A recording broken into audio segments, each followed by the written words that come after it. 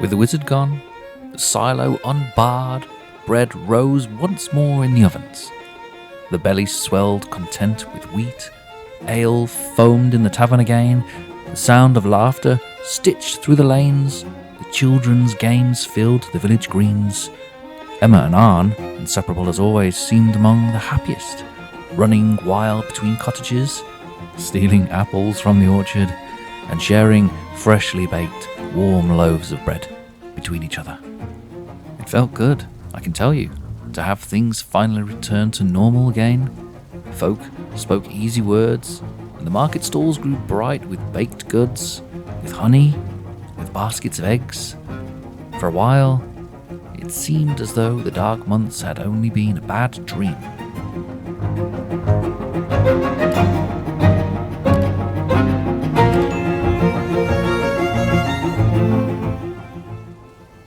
But the memory of such shadows does not loosen so quickly.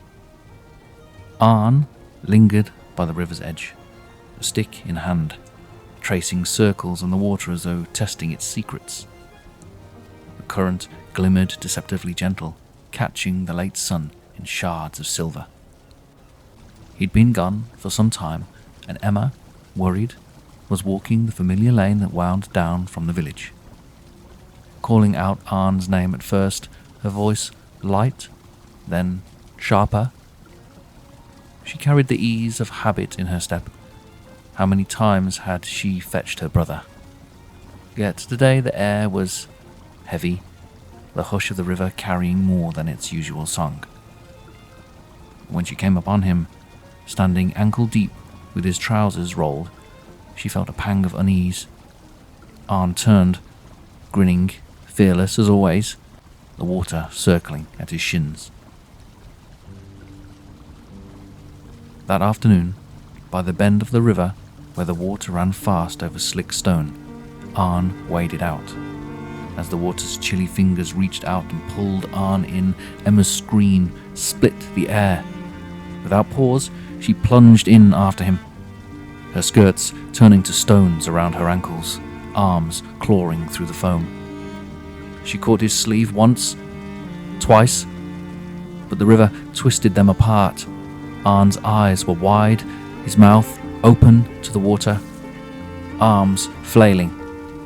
Emma kicked hard, dragging him close, their heads breaking the surface together in a choking grasp. "Hold on," she gasped. She found him and bore him up, coughing, to the shallows. He lived, spluttering river water from his lungs. But Emma, spending all her energy on the rescue, could not fight the current that tugged at her leaden skirts, and under she went. When at last the villagers drew her out, she lay still upon the bank, her hair fanned like river weed in the mud, her lips drained of colour, her chest unrisen. Over the course of the next month, Arn was not the first to relapse into madness. Men were found clawing at their own arms until blood ran dark. Women babbled at two unseen figures that crowded only their minds. Children shrieked as if chased by spectres. Smoke from untended hearths curled into the sky. Food laid rotting in kitchens. Dogs barked at shadows and would not be stilled. Wherever one turned, the curse gnawed, breaking every tie that had held neighbour to neighbour. Desperate, the villagers sought the church, the last refuge of order. Yet its heavy doors were barred, and from the high windows poured the priest's ravings. Wild as a storm he swore was at the gates, when fists hammered the oak doors and voices begged for sanctuary. Lit torches rained down from the belfry, scattering the crowd in fire and ash. "Father, please open the doors!" the villagers cried, desperate to repent for any and all sins they could summon to spare them from being taken by this unholy disease. "No! The devil walks in you!" he shrieked. His face lit hellishly from the flame. "And I alone shall stand against him." Abandoned and hopeless, the people fell into despair. They huddled in their cottages, shutters nailed fast, listening to the mad toll of the bell that rang day and night without pause. And though none dared give it voice, all felt the same creeping dread. The wizard had not been banished at all.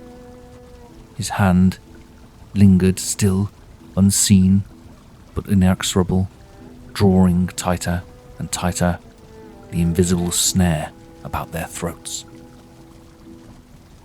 Arn, half mad with grief, clawed at the church doors until his nails split.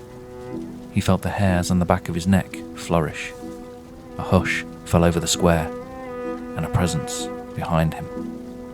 Turning, he saw him. The Red Wizard, cloaked and still as a statue, eyes glimmering like coals.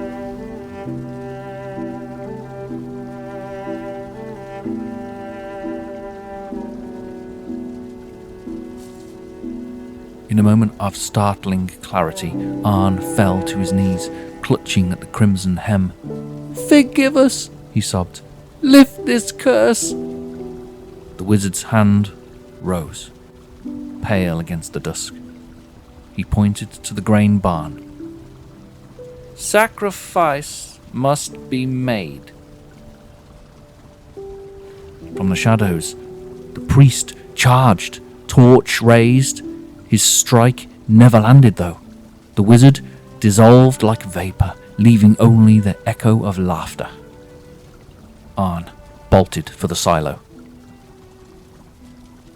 The priest, seeing him run and roaring mad, pursued. They tumbled inside, the heavy doors slamming shut behind them. Within, wheat shifted underfoot, the air thick with chaff. Inside the barn, as Arn wrestled with the priest, a flame leapt free from the torch in his hand, and the dry grain seized it greedily. The fire surged. The door would not open. The cries within were muffled, then silenced, swallowed by the roar. Inside, Arn had hurled himself at the priest, clawing for the torch that spat and hissed in his hand. The old man's eyes burned with a madness brighter than the flame. His mouth frothing, prayers turned to curses. They staggered among the sacks of grain, spilling wheat like sand as they grappled, Arn's small frame desperate against the priest's wiry strength. The torch struck the floor, rolling, catching dry husks that leapt at once to fire. Heat surged up their legs. Arn wrenched the priest's wrists, driving the brand away. But the man only laughed, a shrill, broken sound, and forced them both against the silo's wall. Smoke thickened, sparks bit at their clothes, and with one last desperate shove, Arn sent them both crashing into the heap of kindling grain. The villagers outside heard the struggle, the screams, the roar of flames. They hurled themselves at the barn door, fists bruising, splintered, lodging into their palms. "Father! Father!" they cried, as though his voice might still answer through the smoke. Some ran for buckets, slopping water from the well. Others thrust crowbars and hooks between the planks, trying to wrench them free. The wood glowed hot beneath their hands, blistering to the touch. The roof belched sparks in the darkening sky. A gout of fire clawed its way through a seam in the boards, and the crowd stumbled back, choking on smoke and ash. Forced back by the heat, still they shouted, desperate, their words lost in the thunder of the blaze. The villagers tried to douse the blaze, bucket by bucket, but the inferno would not yield. By dawn, the barn was ash, and with it, the priest and the boy. A week passed. The madness ebbed, fingers pinkened, fits faded, eyes cleared.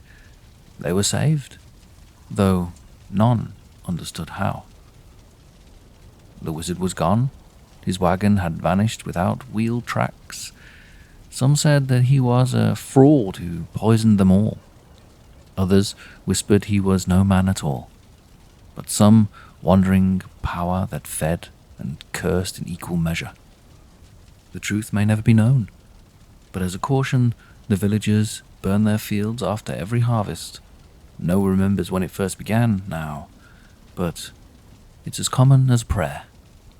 Fire sweeping the stubble, smoke coiling in the sky, a ritual of fear dressed as tradition.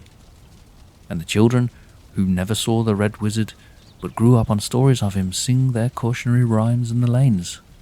Drink the red wine, and burn the hay on time.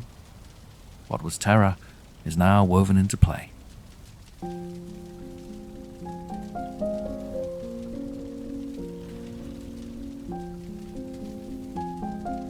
Well, dear listener, that's all I've got time for.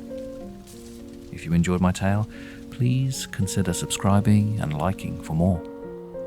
But until next time, I'll just say, if you have been, thank you for watching, thank you for listening. The roads are long and winding, but they have a way of crossing again. So when next you find yourself wandering this way, you'll know where to find me. Safe travels.